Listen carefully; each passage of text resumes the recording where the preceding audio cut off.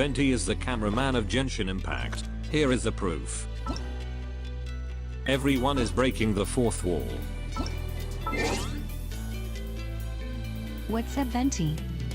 For 6 years, since the beginning of this game, Koyo has foreshadowed that Genshin is a second-person perspective game, where you, the player, the camera is Venti. And throughout this video you will progressively understand why this is the case, so not wasting your time, lock in. As you know, the 7 Archons have their own divine ideals. For example, Morax, the god of contracts. I receive your money, you receive more begging.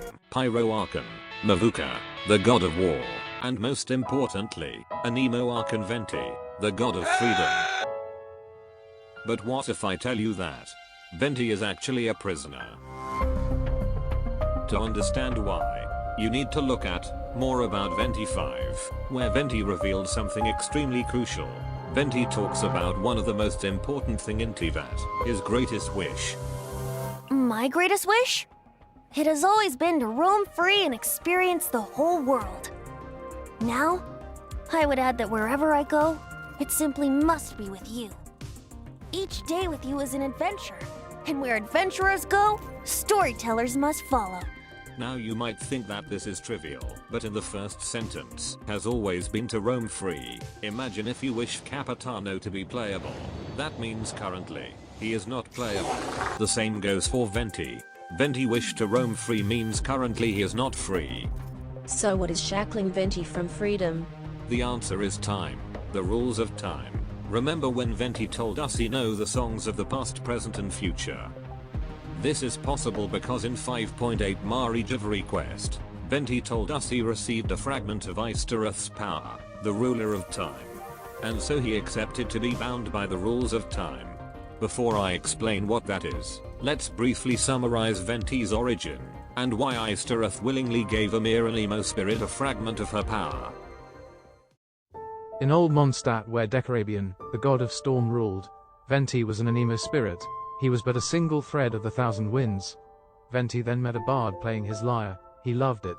The bard then showed more songs and poems. Venti followed the bard. The bard wished Mondstadt wasn't a cage. After some time, Mondstadt started a rebellion against Decarabian. Bard joined, so does Venti. They won. But the bard died. Venti is sad. Then some unknown time later, Venti went to Thousand Winds Temple. He met Istaroth. Istaroth asked for his wish. Little wind spirit, what do you wish? Venti recalled back to the first song he heard from the bard. Fly, fly away. Like a bird in the sky. See the world on my behalf. To the heavens may you fly. I wish to fulfill my friend's wish, to experience the whole world on his behalf. Do you want a fragment of my power?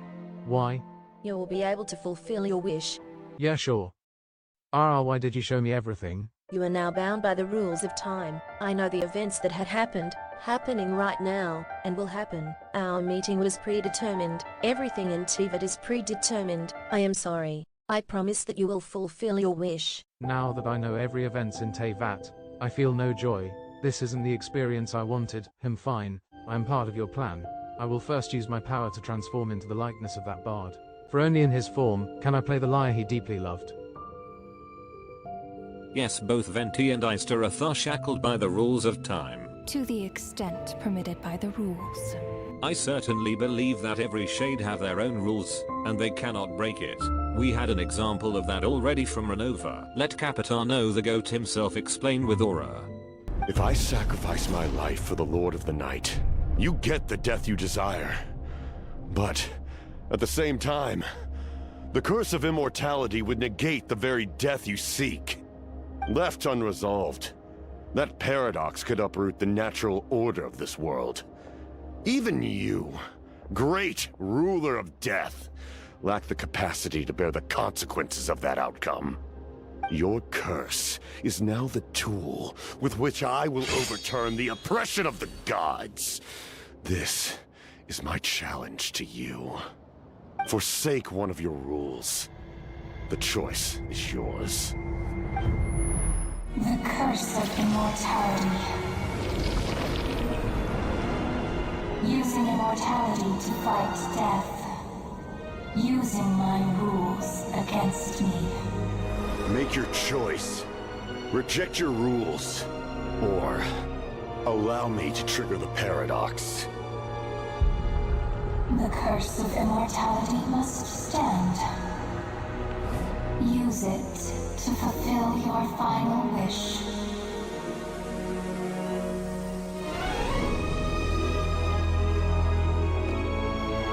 His story never gets boring.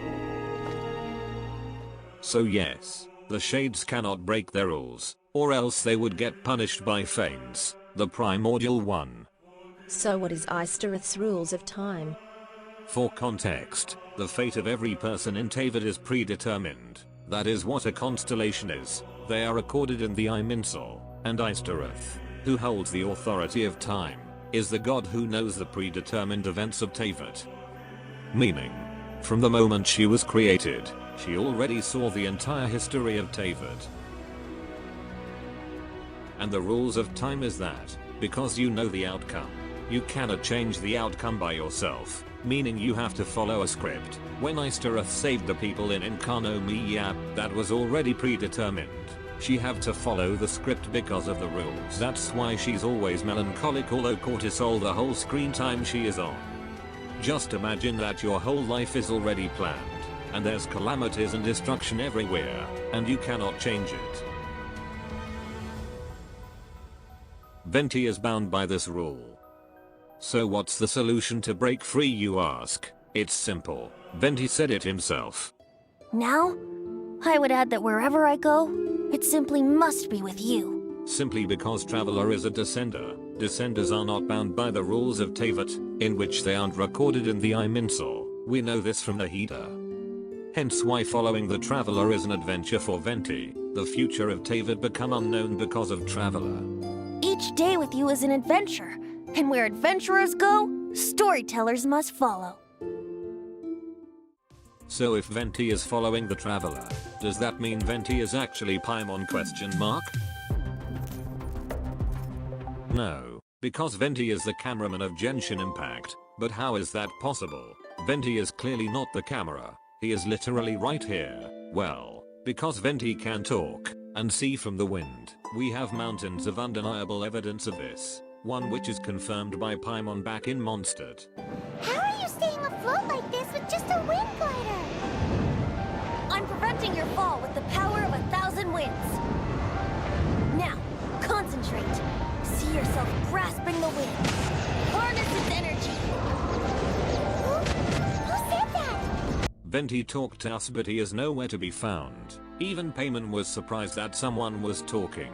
But Venti is really there, not in his bird form. He is talking through the wind, or as the wind, which means he can also see. Yes.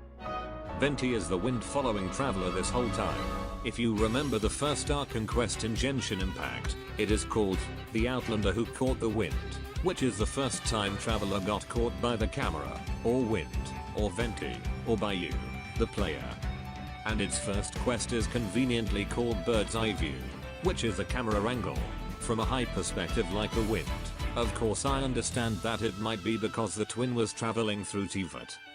But it is just very conveniently talking about camera angle that I believe it was intentional. Anyway, this Venti is shackled by a god theory, explained what Dainsleif said in Teyvat chapter trailer. What does freedom really mean when demanded of you by a god? Because his divine ideal of freedom was demanded by Istaroth. The old theory of Paimon controlling time. It's actually Venti because Paimon is frozen too. Lastly, the theory explained the only confirmed connection between Genshin Impact and Honkai Star Rail. This is a wind glider from Genshin. Ah yes, of course it has something to do with the wind, and if we look at its description, we can see how much Venti reference there is, because who is more fitting to connect Genshin and HSR than the storyteller of Genshin Impact himself. And where adventurers go, storytellers must follow. Thank you.